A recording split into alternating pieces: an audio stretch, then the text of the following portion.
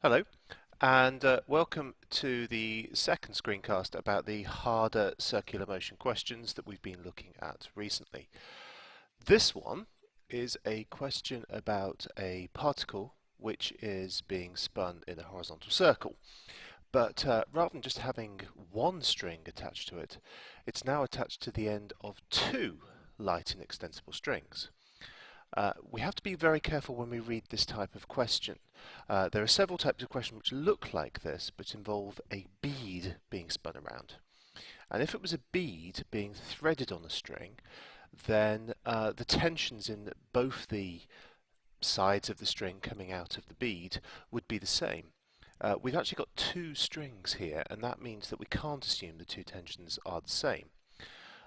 We do know they're both the same length, and if we read the rest of the question, we can see that A and B are also a distance L apart. This is going to be very, very useful when we come to draw the force diagram and we have to figure out the angles involved for when we need to take sine and cosine of forces. So let's just quickly look at the rest of the question. They're light and extensible strings, so there's no elasticity. The particle moves in a horizontal circle with constant angular speed omega. Now, as soon as they refer to this, this probably means that we're going to be using omega squared r as the acceleration due to circular motion rather than v squared over r. Let's just have a quick look at the rest of it. The centre of the circle is the midpoint of AB, and both strings remain taut. And there's three things we need to do. We need to look at the tension in the top string, the tension in the bottom string, and then somehow from what we've calculated we're going to need to work out a condition about the angular speed. The angular speed is going to have to be bigger than some constant that we'll need to work out. Now, as always with these types of questions, the most important thing is to get the force diagram correct. If we don't show all the forces operating in the right direction and with the correct angles, then everything's going to fall apart. This is my force diagram. I've labelled on it all the different lengths. I've labelled it the values that I think I'm going to need to work out. I'm going to need to work out what the radius of the circular motion actually is. There are three forces acting on my particle. There is the weight of the object and the tensions in the two strings. And so I can see from this that before I actually start to answer the question, I'm going to need to work out the angle that I've labelled theta and the length that I've labelled r. Neither of these are too bad to work out. The radius, r, is just basic trigonometry. If we look at the right-angled triangles, we've got the hypotenuse and we've got the opposite. So a little bit of basic trigonometry will give us the radius in terms of L. It's root 3 over 2L. Now, of course, if we think about it, we've actually got an equilateral triangle.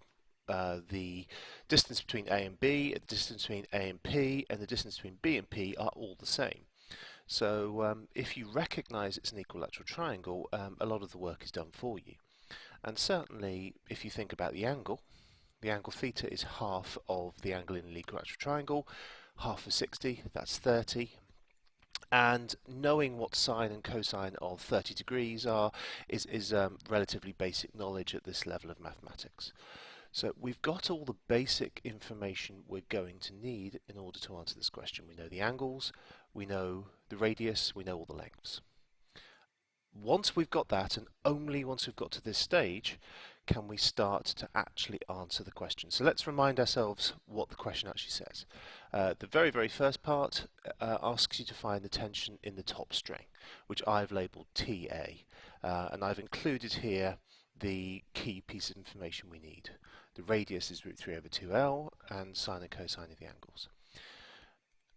Now, if I'm trying to think about how to find the tension in the top string, there isn't really a nice direction I can resolve in which would get rid of everything. I suppose I could try and resolve in the direction that's perpendicular to TB, but that involves a little bit of trigonometry which I'm not awake enough to try and think about at the moment.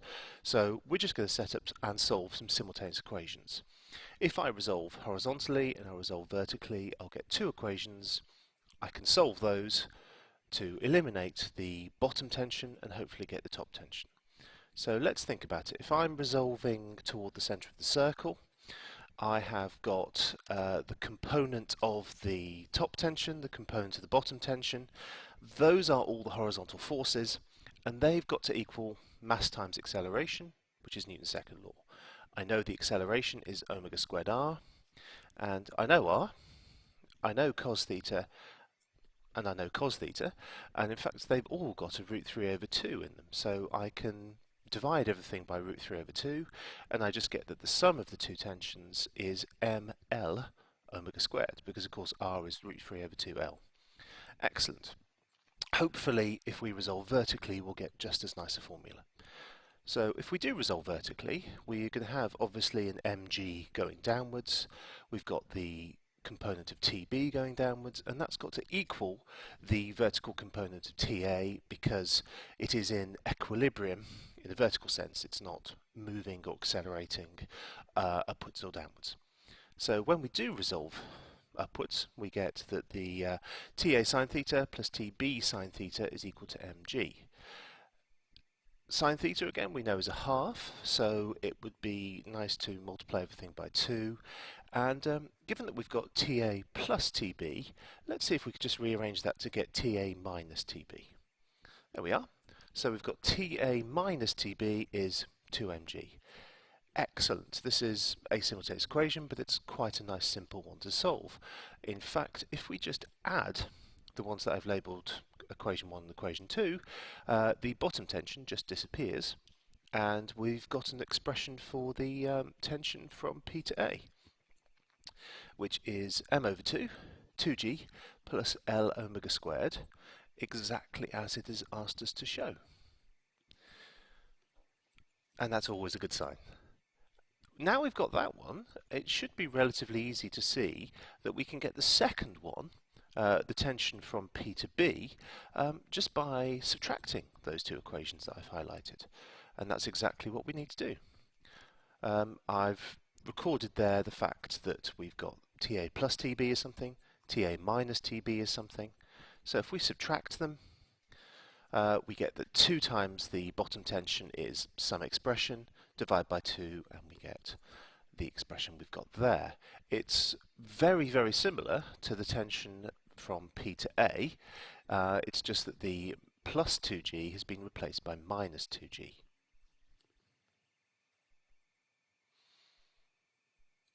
We can now move on to the third part of the question. Now this asks you to deduce something, and this is often something that students have a lot of trouble with. We have got to use something we have worked out in the question in order to work out that inequality. Now if you're being asked to work out an inequality, there is often something to do with the maximum or minimum value of a force or a tension or a reaction. The key information here, I think, is that it told us in the question that both the strings had to be taut. This is the main difference between strings and rods, that strings are useless if you can't pull with them, they go slack. So if we think about it, the TA, it doesn't matter how fast this is spinning round, it doesn't matter how big omega is, there is always going to be a tension in the top string. Whereas the bottom string has an L omega squared minus 2g in it. So it looks like we might be able to get our inequality that we need from that bottom equation that we've worked out. Let's see what happens if we set the bottom tension greater than 0. We know that m over 2, L omega squared minus 2g has got to be greater than 0. We can divide both sides by m over 2 straight away. We get L omega squared is greater than 2g, and divide both sides by L, and that just pops out straight away. It's really important that you can try and see what you've worked out and try and find elements of the inequality in the previous things that you've calculated. So the summary from this is quite similar to our summary from the first question. We need to make sure that we draw a force diagram and that we've drawn every single force. We've made sure we've recorded what angles we know, what information we've been given in the question. We need to make sure that we have actually read the question correctly. As I said at the start, you could very well have had a diagram like they'd presented in the question, but where both tensions were the same because it was a bead being threaded on a string rather than an object with two strings attached to it. Or they could actually have said something in the question about the relationship between the two tensions. It's really, really important that we read the tiny words in the question that can change the meaning. And for that third part, if we are asked to deduce an inequality, we need to make sure that we think about maximum or minimum values. In particular, we need to think about whether all strings are taut or whether there's a reaction force that has to be bigger than zero. Now there is an extra really important thing to start considering when you're doing more complicated questions like this, and this is just what the layout of your work is. A lot of students whose work I mark are very, very good at doing these types of questions, but their work is scattered all over the page.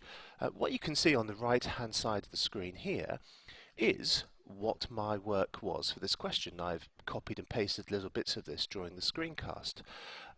I'd had a first go at it where I just sat down, read the question, scribbled to myself all the diagrams, and then this is the neater version, and if I was a student, this is the work that I would actually have presented to my teacher. There are several things which are useful here as a teacher which I don't always see. In particular, I've highlighted what I think are the important results I found out. So I'm telling you what I'm going to do, I've done it, and then I've highlighted what the answers are. It should be relatively easy, just as a sort of brief scan of that, to see that I'm regarding some bits of this as being important and some bits as being less important. I'm also using words, and you would be amazed how few students, when they're actually doing mathematical work, write any words at all to explain what's going on in a complicated question.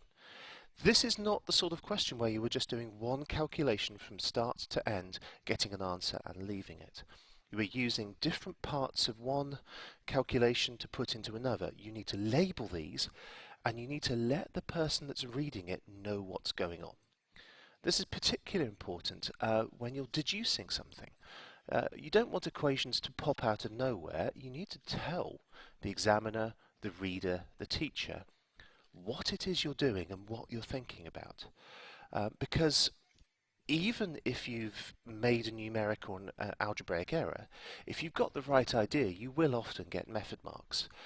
And you actually tend to find that people who write down what they're doing make less errors in the first place, because the act of writing down what it is you want to do acts as an extra check for you, and you can think whether or not what you're doing actually sounds sensible.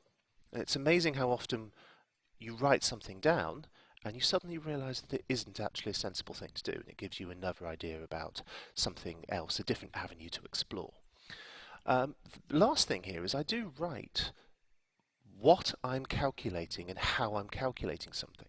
So if I'm using Pythagoras, I tell you I'm using it by Pythagoras. If I'm resolving in a particular direction, I say which direction I'm resolving in. Tiny little things like this can really, really help you get the most possible marks when you're solving a complicated question. Thank you very much.